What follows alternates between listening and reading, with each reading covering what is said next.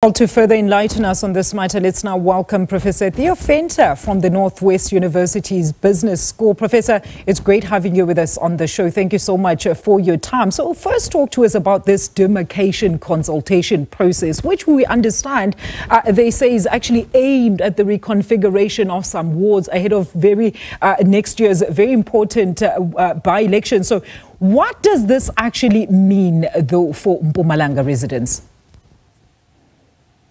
Okay, let me first say that the Demarcation Board is an ongoing government institution that consists out of specialists and different commissioners that must determine the size of a ward.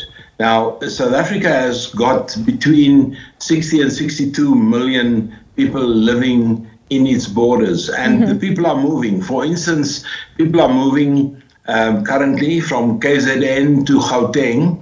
People are moving from Gauteng to the Western Cape. So in some areas, people are getting more. In some areas, they're getting less. And the Demarcations Board, its job is to make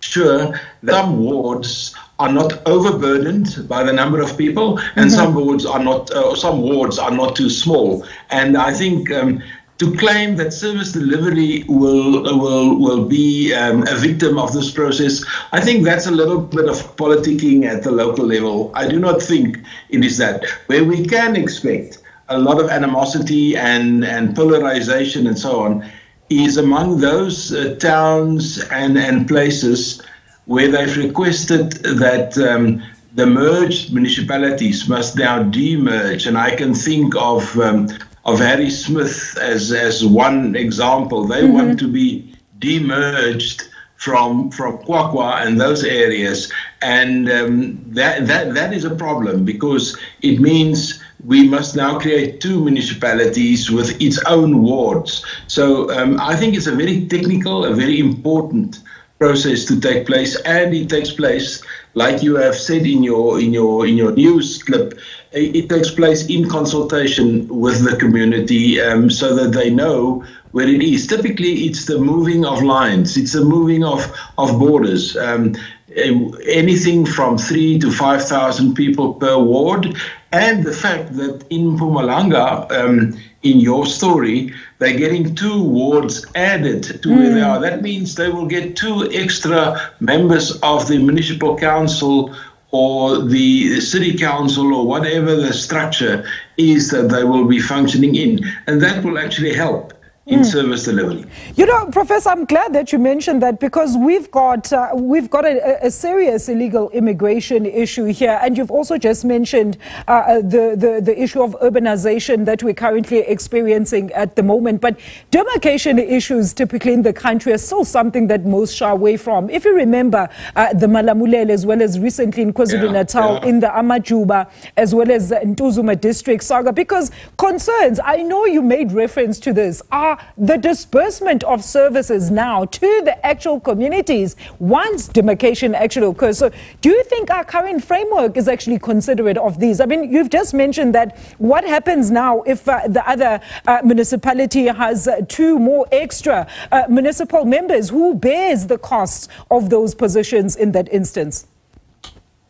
You know, if I have to look at the South African government system, I would say the weakest link of the South African government system as a whole is not national, it's not provincial, it is local. Yes. Local governments are based on payment for a service. In other words, they will remove my refuge, but I'll pay for it. Or they'll give me water, but I'll pay for it. Or they'll sell me electricity and I pay for it. If I don't pay and I get an advantage, or I'm indigent or something like that, there's a way to deal with that. But currently, I think the local government system is under severe pressure in terms of service delivery in general. And here's the interesting thing. If you have a very difficult situation to manage and you don't have enough money, what you need is the best possible management you can get to manage the little money for all the people in that area. And with local government, what we see is the people are migrating from local government structures, in other words, officials working for local government, are migrating to provincial governments. And then once they work at provincial governments, they migrate to national government, because that's where the best salaries are paid. I think we must turn this thing around so that people can actually get better paid for the hardest work in the country, and that is at local government. And that's a very important aspect, right, Professor? But maybe then let's just, in general, talk about the overall benefits of this process, because I know during the President's recently tabled SONA, he did indicate that there will be a review of the current funding model for specifically municipalities. So this process, I suppose, should be very much in line with these proposed reforms and plans. Oh yeah, absolutely, and I think government is well aware. And if you look at the places where local governments are failing, they're failing due to 2 or 3 reasons. They're failing due to poor governance. In other words, the people managing it aren't doing it well. They're failing due to a lack of income. People aren't paying for the services, or they can't pay for the services. And thirdly, corruption and things that go wrong in that process. So if we have to overall, and I think the President made the announcement, we need a new white paper on local government.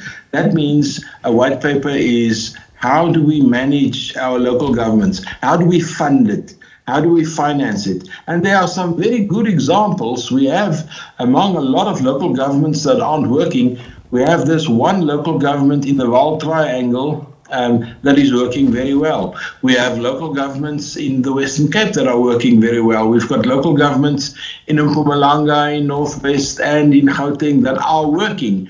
The question is, how can we take the elements in those places where things are working, and how can we replicate them in those areas where they aren't working? Absolutely. Professor, thank you so much for your time. We're going to have to leave it there. That is Professor Theo Venter, governance expert on the plans to consult residents there on demarcation in Mpumalanga, ahead, of course, of the all-important local government elections that are set to take place next year.